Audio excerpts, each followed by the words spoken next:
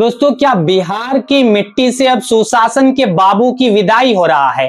क्या 2026 का ये राज्यसभा चुनाव सिर्फ 5 सीटों का एक मामूली खेल था, या फिर पटना के बंद कमरों में पूरी बिसात ही पलट दी गई है? और सबसे बड़ा सवाल, क्या तेजस्वी यादव का खेला होने से पहले ही खुद उनके साथ एक ऐसा खेल हो गया है जिसकी चोट अब तेजस्वी यादव सालों तक सलाती रहेंगी? भाई साहब, उनको सताती रहेंगी।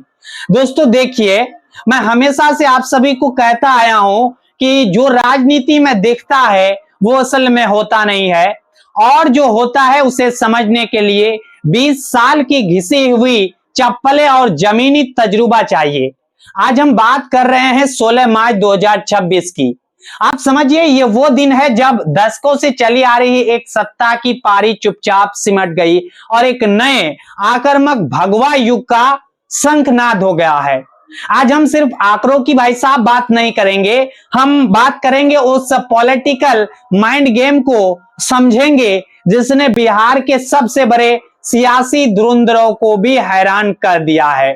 सोचिए दोस्तों, कहने को तो ये राज्यसभा की सिर्फ 5 सीटें थी, लेकिन एनडीए ने पांचों की पांचों अपनी झोली में डाल ली है। इसे क्लीन स्वीप कहना छोटा शब्द होगा, क्योंकि मैं आपको बता दूं, यह असल में एक राजनीतिक सर्जिकल स्ट्राइक थी। हमारे मुख्यमंत्री नीतीश कुमार जी, जिन्होंने 2005 से बिहार की रग रग पर हुकूमत की, अब दिल्ली की ओर कूच कर चुके हैं। यह प्रशासन सिर्फ एक नेता का जाना नहीं है भाई साहब, बल्कि बिहार में भाजपा के उस बड़े भाई वाली भूमिका पर अंतिम मोहर है जिसका इंतजार पार्टी के कार्यकर्ता सालों से कर रहे थे। इसे आप एक सॉफ्ट कूप कहिए या एक बहुत ही गरिमापूर्ण विदाई। बीजेपी ने बिना किसी शोर के बिहार की कमान अपने हाथ में अब जाके ले ली है भाई साहब। दोस्तों, अब थोड़ा गणित को आपको मैं समझा देता हूं। देखिए, क्योंकि भाई साहब राजनीति में बिना अंकगणित के सब अधूरा है। बिहार विधानसभा में 243 सीटें हैं और राज्यसभा की एक सीट जीतने के लिए पहली पसंद के कम से कम 41 वोट चाहिए थे। अब एनडीए के पास अपने 202 विधायक थे भाई साहब। सीधे तौर पर देखें तो 4 सीटें तो उनकी पक्की थी, लेकिन असली पेच फंसा था उस 5वीं सीट पर। वहां उन्हें विपक्ष के खेमे में सेंध लगनी थी या फिर अपने पत्तों को बहुत ही साथी तरीके से चलाना था। और यहीं पर काम आई वो रणनीति जिसे माइक्रो मैनेजमेंट भाई साहब कहा करते हैं हम। आप समझिए कि एनडीए के रणनीतिकारों ने यहां कोई जल्दबाजी नहीं दिखाई। आपको पता होगा भाई साहब, चुनाव से कुछ दिन पहले संसदीय कार्य मंत्री विजय कुमार चौधरी और उप मुख्यमंत्री सम्राट चौधरी के घरों पर बकायदा क्लास लगाई थी। इसे मॉक पोल कहा गया भाई साहब। नए विधायकों को कहकरा सिखाया गया कि सेकेंड प्रेफरेंस यानी कि दूसरी वरीयता का वोट कैसे डालना है। आप समझिए, लोग अक्सर पहली पसंद तो चुन लेते हैं, लेकिन भाई साहब दूसरी पसंद में कहीं ना कहीं गलती कर बैठते हैं, जिससे वोट अवैध हो जाता है। अब यही वो मास्टर स्ट्रोक था जिसने भाई साहब बीजेपी वाले भाजपा के 5वें उम्मीदवार शिवेश राम की नैया पार लगा दी। दोस्तों, वोटों का बंटवारा देखिए कितना सादा हुआ था।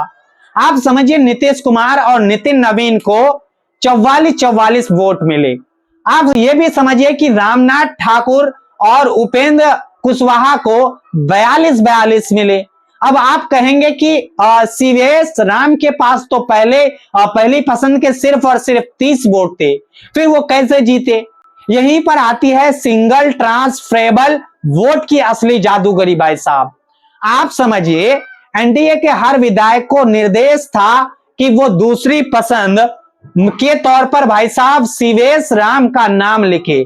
जैसे ही बड़े नेताओं का कोटा पूरा हुआ, उनके बचे हुए सरप्लस वोटों का मूल्य बात की जाए तो शिवेश राम के खाते में ट्रांसफर हो गया।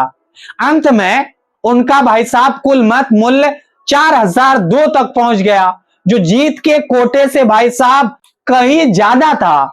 यह रणनीतिक जीत थी जिसमें विपक्ष बस बगले कह सकते हैं आपकी झांकता रह गया।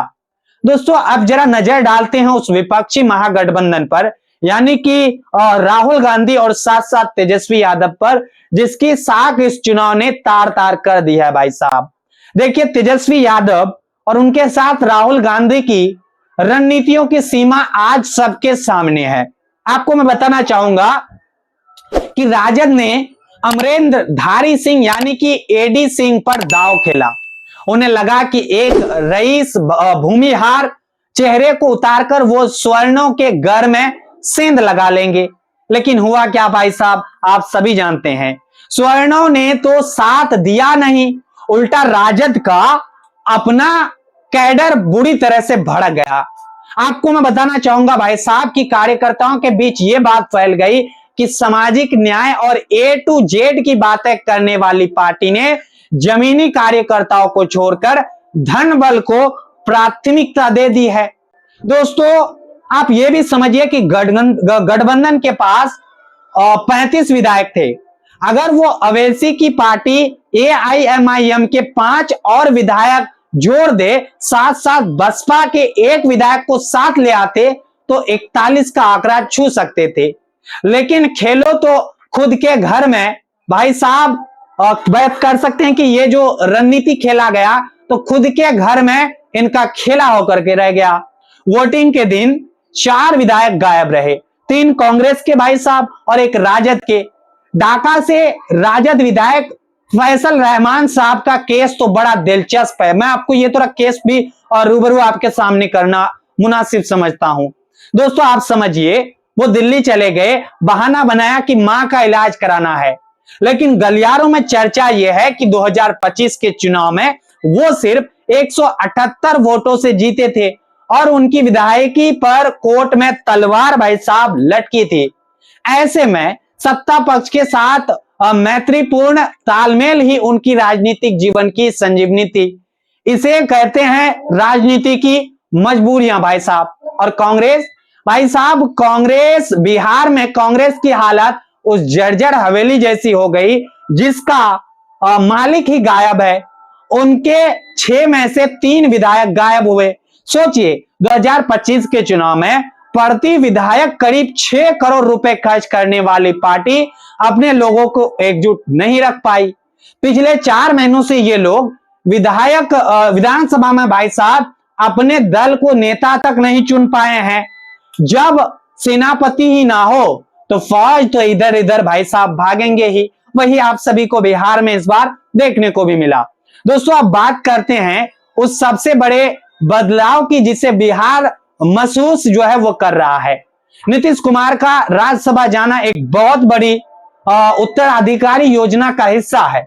आपको मैं बताना चाहूंगा कि 2005 से बिहार के सिंहासन पर बैठने वाले नीतीश बाबू ने अब दिल्ली का रास्ता पकड़ा है और बिहार में पहली बार बीजेपी का अपना मुख्यमंत्री बनने का रास्ता भी साफ हो गया है।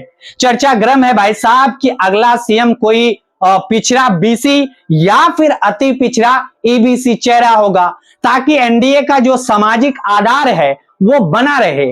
अब आप समझिए कि सम्राट चौधरी ने इस पूरे चुनाव के दौरान जिस तरह से फील्डिंग सजाई, उन्होंने साबित एक तरह से बीजेपी वालों के लिए कर दिया है कि वो अब बिहार राज्य की सबसे बड़ी जिम्मेदारी उठाने के लिए कहीं ना कहीं तैयार बैठा है।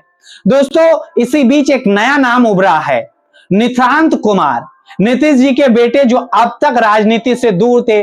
उन्होंने जेडीयू की सदस्यता ले ली है। उन्हें भावी उप मुख्यमंत्री और पार्टी के मुख्य बात करें तो संगठनात्मक या संगठनकर्ता के तौर पर पेश किया जा रहा है।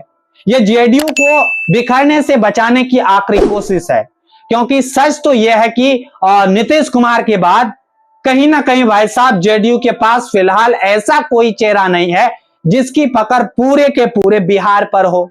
अब आप सोच रहे होंगे कि आगे क्या होगा। देखिए तेजस्वी यादव के सामने अब अपने घर को बचाने की चुनौती है। उनके पास अब सिर्फ 24-25 वफादार विधायक बचे हैं। अगर वो इन भगोरे विधायकों पर कोई सख्त कार्रवाई कर लेते हैं तो उनकी नेता प्रतिपक्ष की भाई साहब कहीं ना कहीं बिहार में कुर्सी भी खतरे में पड़ सकती है, क्योंकि उसके लिए सदन की कुल संख्या का कम से कम 10% साथ होना जरूरी है। दोस्तों, आप ये भी समझिए कि बिहार की राजनीति अब उस दौर में पहुंच गई है जहां सिर्फ एक जाति का नारा जपना काफी नहीं है। अब यहां सूक्ष्म प्रबंधक और संगठनात्मक एकजुटता और बात की जाए प्रोफेशनल प्लानिंग चलती है। आप ये भी समझिए कि अमित शाह और नरेंद्र मोदी की जोड़ी ने बिहार को उस प्रयोगशाला में बदल दिया जहां प्रयोग अब सफल हो रहे हैं। रामनाथ ठाकुर, कर्पूरी ठाकुर के बेटे को राज्यसभा भेजना भी उसी अति पिछड़ा काट का हिस्सा है जिसने भाई साहब महागठबंधन के पैरों तले से जमीन को खिसका दी है।